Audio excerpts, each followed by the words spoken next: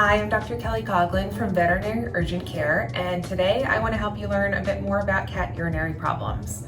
There's feline lower urinary tract disease, or fluted, feline idiopathic cystitis, also known as FIC, urinary blockages, bladder stones, and urinary tract infections. So some causes are not well understood, but typically they are affiliated with stress, lack of adequate water consumption, and change in urinary pH. Yes, young to middle-aged male cats are more likely to have FIC, or feline idiopathic cystitis.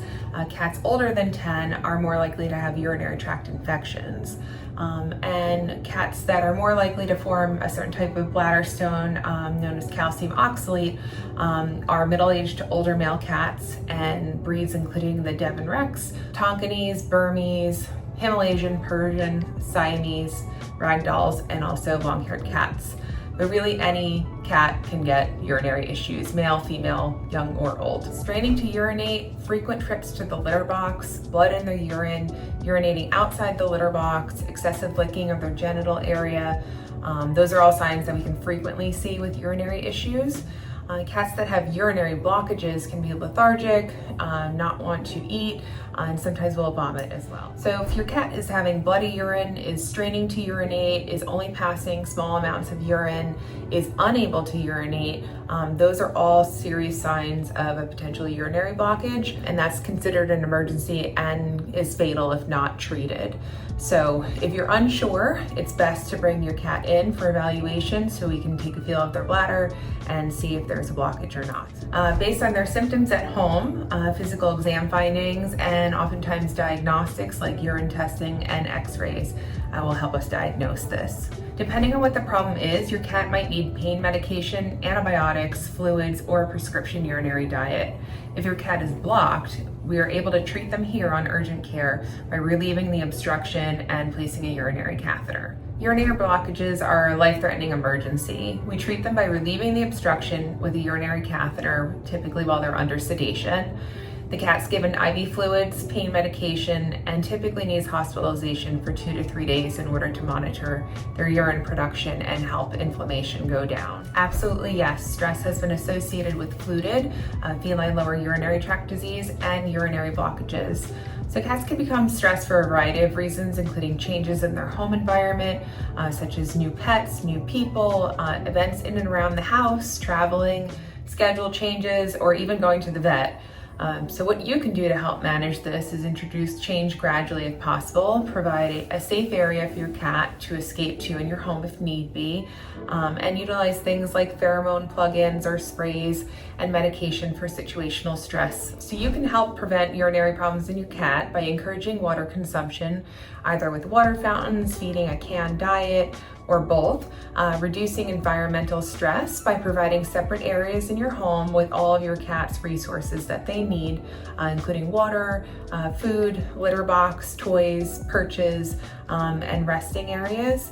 And also making sure that you keep up with your preventative veterinary care and get your cat on a prescription urinary diet. If your cat has urinary issues, oftentimes a prescription urinary diet will be recommended by your vet. These diets are formulated to change the pH of the urine and make sure it's dilute to help prevent urinary issues. Keeping your cat well hydrated is also very important. So you can do that by feeding a canned diet, because that has more moisture in it than dry food. Increasing their water consumption by using running water like a water fountain. Yes.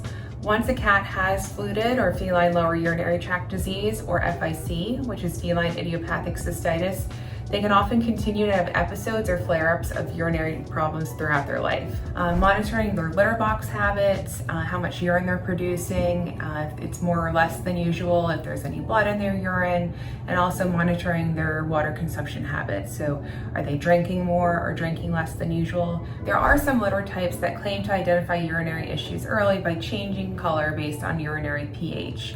But because this value can vary throughout the day, it's not always accurate and certainly not a replacement for a veterinarian's diagnosis.